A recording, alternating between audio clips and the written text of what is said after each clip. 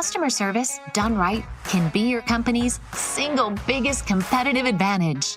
Welcome to the Customer Service Revolution.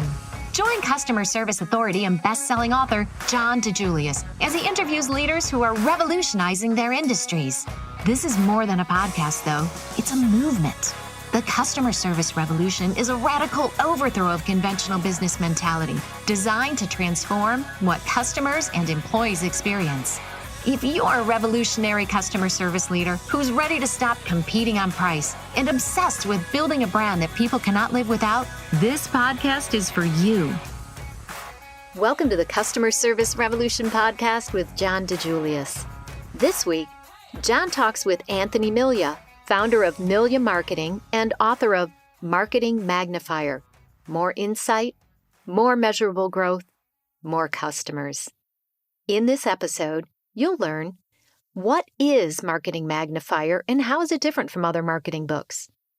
What are some of the most common marketing mistakes businesses make? What tools Anthony recommends for businesses looking to improve their marketing? And how a lack of process affects and impacts the client experience. Now here's your host, John DeJulius. Hello, revolutionaries, and welcome to another episode of the Customer Service Revolution podcast. Today, I have as a guest Anthony Milia, owner of Milia Marketing, and I'm really accenting that because I've known Anthony for 5 to 10 years, and I've never said his name right. I think I did now. I actually think he pronounces his name wrong, and I pronounce it right. I usually say Milia. Is that correct, Anthony? What do I normally say? You said it right again. Oh, what do I normally say? Milia, Milla. Yeah. It's always something different, John. You need to change it to what I could say. But welcome, Anthony. Thank you, John. Thanks for having me. So Anthony is, the owner of Milia Marketing. Did I say it right? You did? All right, let's just go with a couple different variations of it. An award-winning digital marketing firm headquartered in the customer service capital of the world, Cleveland, Ohio. And the reason why I want Anthony on is he just wrote a book that made, the bestseller list. And it's called Marketing Magnifier that came out August of 2022. So about 6 or 8 months ago. Anthony, tell us about Marketing Magnifier. Yeah, thanks, John, for the introduction. Marketing Magnifier is a marketing book, and it has actionable marketing strategies and ideas that business owners or CMOs and marketing directors can implement within their business. It includes questions that you should be asking as a business owner to your marketing department or your customer experience department, your sales department. It has marketing exercises, marketing examples from small to large organizations, and just personal interactions with leaders in the business, marketing, and customer experience space. All right, good. A couple of things I want to unpack there. No different than customer service books. What makes yours different? I mean, there's got to be hundreds of thousands of marketing books out there, right? So why do I want to pick up, as an audience listening, why do I want to pick up Marketing Magnifier? What's different about it than all the other marketing books? Yeah, I think it's the stories that are told and what you can unpack from learning from other experiences that I might have had and the interactions that I might have had with other business owners or the clients that we worked with. So sharing those examples and those interactions and the results that they might have seen within their own businesses, the struggles that they ran into within their marketing and customer experience, and the results of that at the end of the day. And it gives business owners just another perspective that they can brainstorm and maybe get inspired by, and saying, these businesses did it this way, let me try it out on my own business, or these are the types of questions that I should be asking. And it might uncover areas of opportunity for them to, tackle after reading the book. And Anthony, is it mostly digital marketing that readers will find out about? It is mostly digital. So we're not going to, learn about, and I know it's a dinosaur, but more the traditional. You're not talking about yellow page ads, are you? We aren't talking about yellow pages. We're talking heavily on the digital marketing side. Okay. But it definitely evolves into marketing experience and marrying the customer experience, as well as I included a few examples from the Julius Group's methodology in there as well on how you can tie both of those together. Yes, you did. And I appreciate that. So, even me, when I hear digital is a vast place. Like it's kind of like the sky, right? It's not a narrow niche anymore. And help me define this because I'm going to leave out. You got SEO, right? Search engine optimization, which explain that a little bit. But that is different from social media marketing and advertising. And I'm sure I'm missing. So give me the menu of digital marketing. Yeah, you have many different platforms. You have your email marketing platforms like Constant Contact, MailChimp. You're sending out email. And that's something that like we send out to clients. Like I have my blog. We call it our e-service that we send out once a week. So that would be your email. That would be your email. Okay. Where you might get other email drip campaigns even when you register for a webinar or when you download an ebook. You might get emails as soon as you download that ebook or register for the webinar. Okay. Further nurture your customer. You have your social media ad campaigns, whether it's TikTok ads, LinkedIn ads, Facebook ads, organic social media platforms, just posting organically on social media. You have search engine optimization. All right, so I would just want to make sure that, because it even took me a while. There's different between me or from a company, or maybe you're doing it for them, posting content, right? Versus paid advertisements on social media. Is that what you mean by the two? Yeah, big difference. Yep, that's exactly. Okay, all right. Anything else on social media we're missing, or it's kind of basically those two? We cover that, and then we jump into search engine optimization. You might go into like online PR and media mentions, trying to get. All right, let's talk about search engine optimization. What does that look like? Speak layman's terms for us non-geek marketers. Sure. So when you search for, consulting firm in Cleveland, Ohio, yep, or restaurant near me, or chiropractor in Twinsburg, Ohio, those top listings or the top websites that show up on that first page of Google, they have content that speak to that keyword, right? So, all right. So correct me where I got the top ones could be paid advertisements. Correct. That no matter what are going to show up first, and then correct me if I'm wrong. The next after paid advertisements are ones that have the best search engine optimization on their website. Do I have that right? Correct. Yeah. Okay. So give me an example of if I want, the Julius Group, consulting, customer experience consulting to show up after paid advertisements, right? I'll never bump a paid advertisement. Is that correct?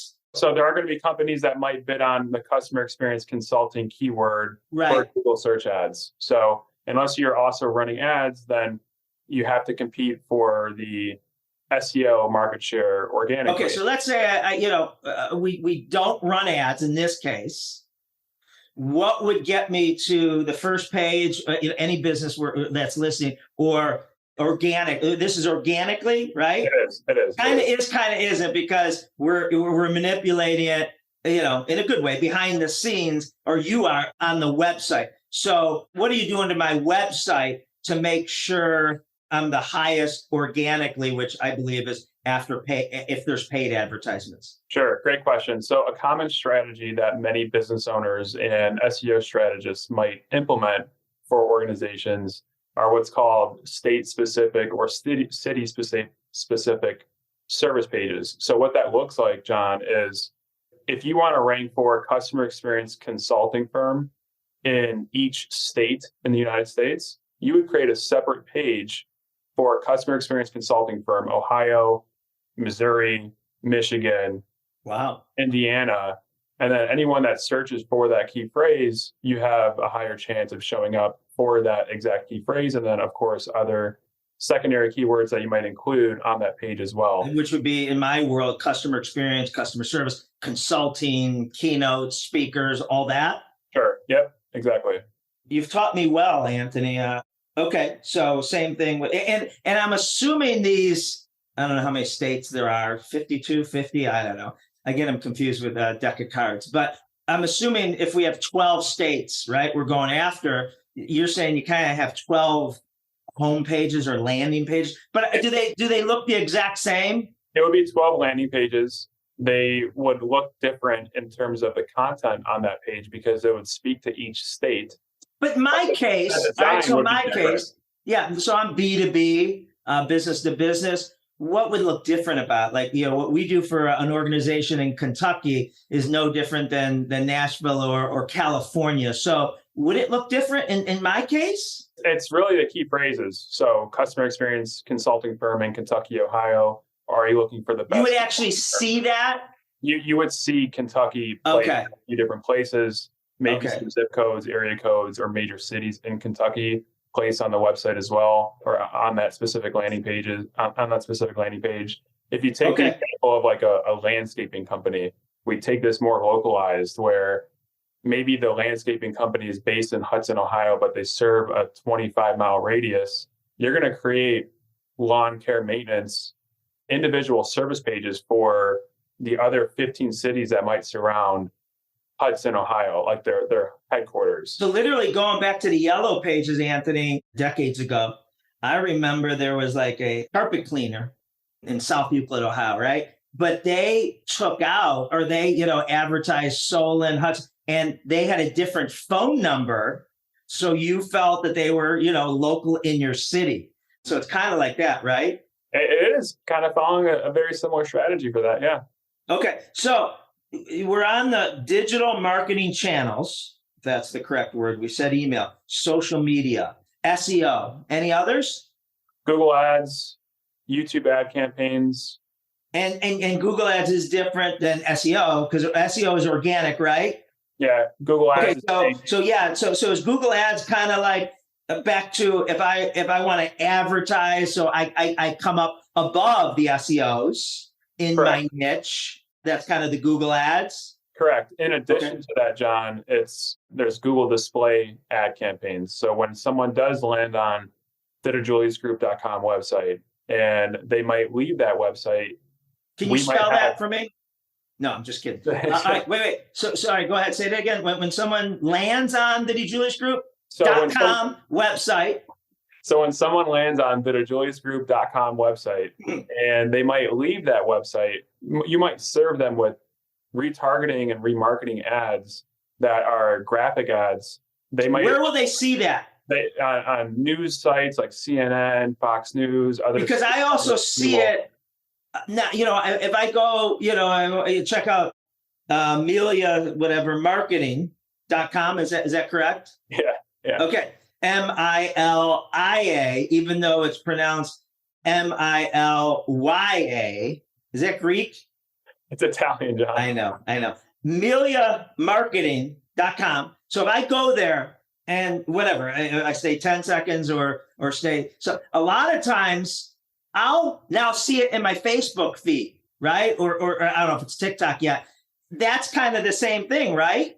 Correct. So you can. What do you call this? Remarketing and retargeting. So people that visit the website and maybe they don't take action on their first visit, you want to remarket to these users to get them back to the website so they take action on their second or third visit. So a good example of this is if someone is on your consulting page, John, and maybe they don't fill out the form. What is that, a consulting page? Which one are we talking about? On the JuliusGroup.com's website, if you go to the consulting. I love this. I never had a podcast where it's all about me, and it should be. So let's stay on that. Yeah. So, my favorite subject, Anthony, as you know. So if you go to any page that you land on, right, and you don't take action on that first visit, whether it's a form submission or calling a phone number, you can set up a rule to where if they do go to Facebook and or YouTube even, or CNN, LinkedIn ads, you can have those ads kind of follow that user around to get them back to that same landing page, which is AKA retargeting. AKA retargeting. Now, if you do fill something out, subscribe, whatever, your technology or the technology that's out there will not necessarily retarget them. Correct. Okay. So a lot of great stuff. Email, social media. I do want to get into what we do wrong, but email, social media, SEO, Google Ads, remarketing, retargeting. And I'm sure there's more, but you got to read the book, Marketing Magnifier, which we are going to provide a link to that you can get yours, and also how you can follow Anthony. People don't come out of college with a CXO degree. That's why the Customer Experience Executive Academy was created. When you're tasked with designing, leading, and managing the customer's experience, there's a lot at stake. We know you want to make a difference in your organization, and we also know how difficult it is to do that when you aren't sure what to tackle first. The Customer Experience Executive Academy gives enrollees the tools to efficiently create an impact as a customer experience leader. Our graduates are taught a simple framework that allows them to create customized solutions within their business. You'll implement systems throughout the year-long program while learning and sharing best practices with your fellow classmates. For details on how you can enroll, contact Claudia at thedejuliusgroup.com or schedule a call at tdg.click/Claudia. If you're just joining us, we are talking to Anthony. We're just going to call him Anthony from, I can't dodge the name, Milia Marketing, who is the best-selling author of Marketing Magnifier. All right, Anthony, all these digital channels that you speak of, is there any one better than the other, or is it dependent on the business? If I have a budget, do I evenly spread it out? How do you determine how you allocate the marketing dollars? It's heavily dependent on the client and the industry and where that audience is at. So what I typically say is that something like Google search ads, it's usually bringing in very high search intent and qualified candidates or prospective customers because they're searching for a solution right now and they're looking for a vendor to solve that problem that they're having. Whether it's chiropractor, dentist, maybe it is trying to solve. All right, so we got, as you know, and you work with both. Transparency, Anthony is our marketing company for at least 5 years, but probably longer. So we got John Robert Spa, a business to consumer in Northeast Ohio, and then we got the Julius Group, which is a business to business that really. John Roberts only does mostly 99%. Their clientele is Northeast Ohio, where the Julius Group, 95 to 98% is outside of Cleveland, Ohio, right? So you take different strategies for both depending on the type of business, B2C, B2B, and then, which channel you use. Like I think for a business to business, LinkedIn would be probably better than Facebook. Is that right? Could be right. It, again, depends on the whole business model in the firm, but LinkedIn has great targeting criteria to get in front of those exact decision makers. And which you don't need if you're a spa technically. So I'm guessing Facebook's probably better or Instagram is probably better for a retail, a chiropractor salon, whatever. Is that? Do I have that right? Yeah. There's definitely you can totally do both at the same time too. So something I've been investing in lately, time more than anything, is TikTok videos. So for the Julius Group, let me ask you this because someone, this is do you think my client is on, or my potential client is on TikTok? They very much could be. I don't know the exact conversion rate or how many leads you might get from promoting content on TikTok. Yeah, it might be a long-term commitment where as they continue to watch your content, they hear your voice, maybe they do sign up for a keynote. But do you know offhand are CEOs on TikTok, or is everyone kind of getting on TikTok these days? I think it is definitely the new platform to get hit to. Yeah. I mean, you think Jeff Bezos is sitting on a toilet somewhere right now scrolling TikTok? He could be. All right, good. So Anthony, with this, So give me some mistakes business leaders could be doing on their own, thinking this, or if I'm a listener and I have a marketing company that I want to kind of audit what they're doing and make sure, let's start with email platform. I would think, and tell me, just sending out advertisements, right? Hey, I got a new book, and buy my book, buy my book, buy my book, buy our new tickets to our new conference, buy our new whatever. Or in the salon industry, come in and we have, $10 off facials, pedicure. That turns people off and unsubscribe immediately. So is that the biggest mistake from an email platform you could do? It's probably the biggest mistake you could do on any platform, right? Yeah, it's not always sell, sell, sell. And if we could just dive deeper into email marketing for a second here. Yeah. Making it a little bit more about the company and the company culture. People are buying from people. It's not always about that 20% off coupon or promotion code. And the other mistake that people just make with email marketing is they're not utilizing the contacts that they're gathering for their business. So whether it's the salon business or landscaping or chiropractor, they're getting all these patient emails or their customer emails.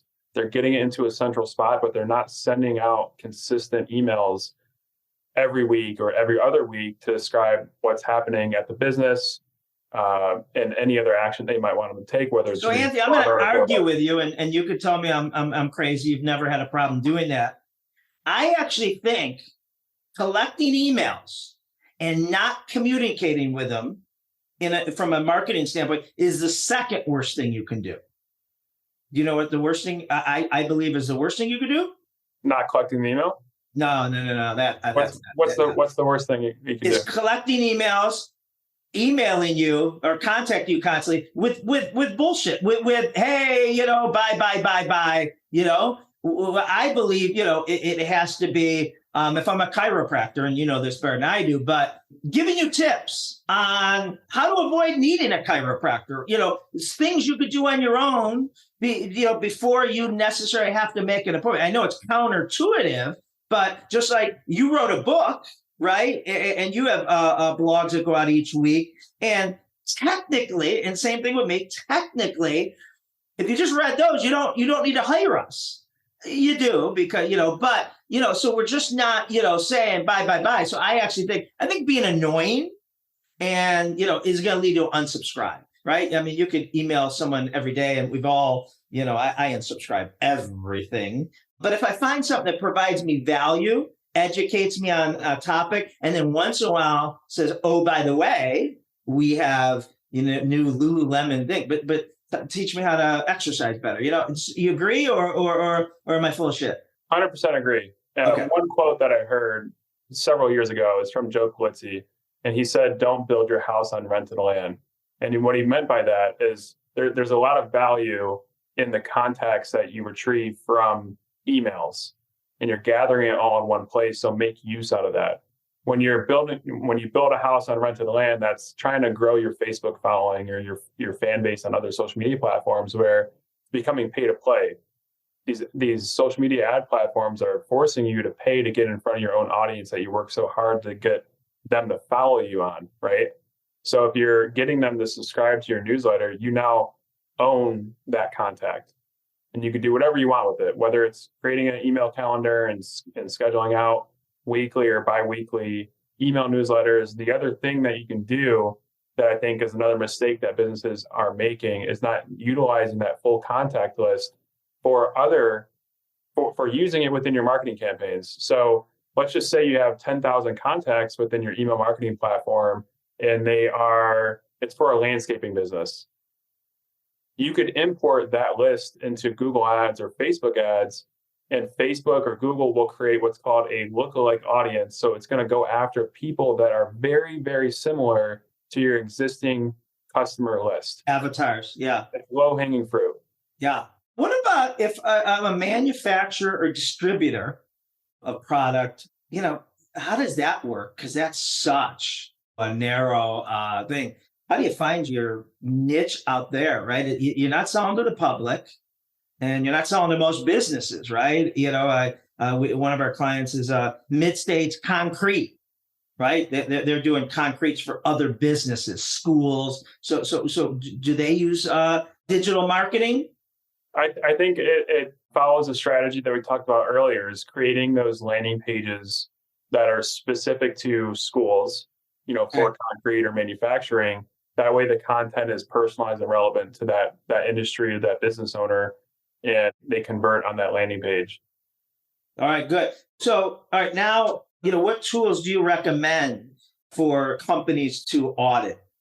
So one tool that I've heard you mention on the podcast before is Calendly. I think a smooth... Explain what Calendly is. Calendly is a calendar platform where people can easily schedule a meeting on your calendar, and they get appointment reminders, and it goes right into your calendar instead of going back and forth. It drives me crazy. Like I have a doctor, and his, whenever it's time for, he's a concierge doctor. So, and so his assistant will say, Dr. Tom wants to see you for blood work. How is April 12th at 1 or April 13th at 3? And, not that I'm any busier than anyone else, but the chances of me being available or in town. So then I got to go back, just send me the Calendly, right? I mean, it drives me crazy. Or I got to put Lindsay in touch with her. And it just blows my mind that everyone doesn't use Calendly or a device like that. And I think, and maybe you need to explain it, they can't sequester your, and book 6 appointments for 6 hours. You can put regulations on it that's only a half an hour appointment or whatever, correct? Yeah, you can set rules for different types of meetings. So it's pretty great at just scheduling those discovery meetings or initial calls. And salespeople can't find it. It's not like you're putting it on the websites. So it's not like all of a sudden, I got 6 salespeople trying to, get on, in a meeting with me. It would be something I would send you or someone would send you from my team. It's an invitation only, right? Yeah, right. I've seen it used in other ways too, where they do place it on the website. So it's just easy access for prospective customers to schedule a meeting on. And that would be for your salesperson, right? Yeah, that's fine, exactly. Which is great. So you don't have to reach out, wait for an email to get back to you about, I'd like to find out more about Milia Marketing and the services that you provide. I could just click on your website, and would it be like Gracie? Yeah. Yeah. What about Chat GPT? Is that something that you have to be getting involved in and going to be part of your repertoire? I think it's definitely something you can't ignore. We're creating SOPs, standard operating procedures for it already on the different prompts and use cases that it can be used for. I think there's different add-ons and plugins like tying it to Google Sheets and Google Documents to just better support what you're trying to do within your own job, whether it's making you more efficient or answering questions faster for what you're trying to do. Good. And so the other thing as a CEO who does this marketing, and I invest across a lot of these digital platforms, if you will. So let's just say, for ease number, our budget is $10,000 a month, and whatever, we're allocating 20% across 5 of them, if my math is correct, right?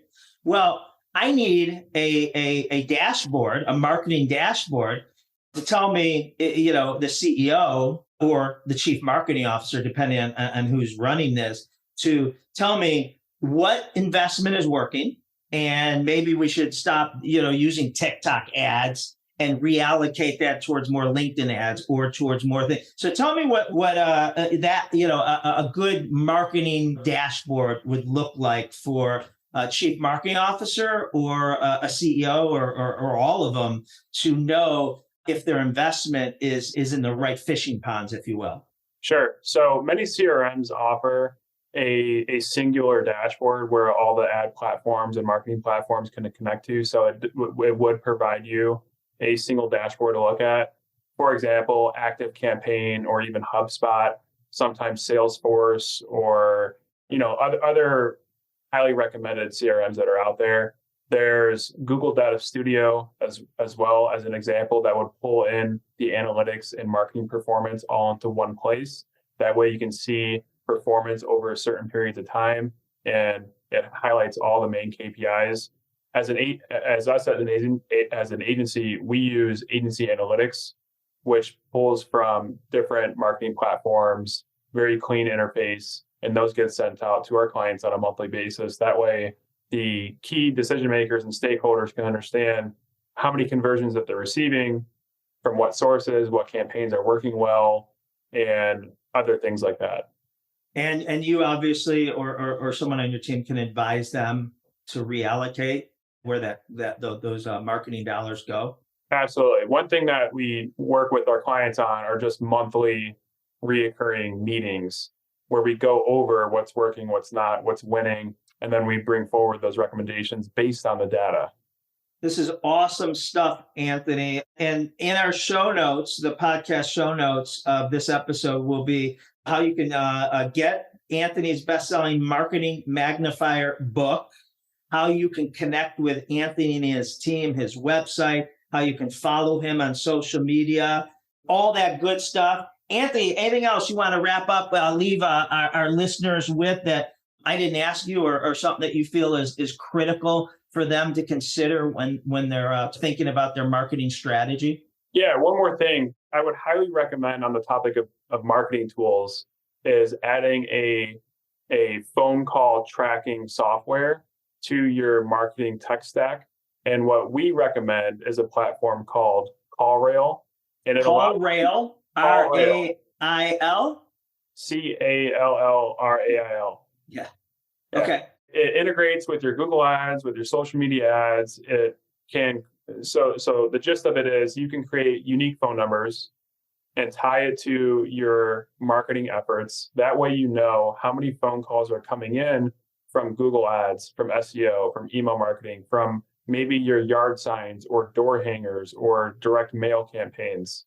And then you can listen into these calls as well to monitor the lead quality. If there are missed calls from your receptionist or the call center, and then you can also monitor the average call duration. So those are some of the main KPIs that we look after for our clients are missed call percentage, and then the average call duration as well, and just looking at the different sources of where these calls are coming from. And Anthony, but I feel like calls are a dying breed. And listen, as a business owner, I want more digital communication. So if we go to the spa, one of my goals transparently is to reduce our call center, which we call relationship center, but reduce the amount of calls coming in and getting, you to be booking online or booking, on the app, right? So can you also track, like, let's say you see an ad or wherever you see, can that be done on the different channels platform, like the call tracking? Yeah, you can track the entire journey of when they first see that ad or click on that ad or engage with your website.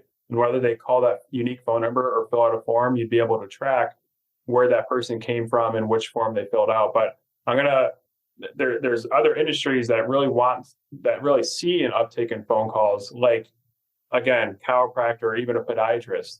They have foot pain or back pain right now, and they just want to talk to somebody. Yeah.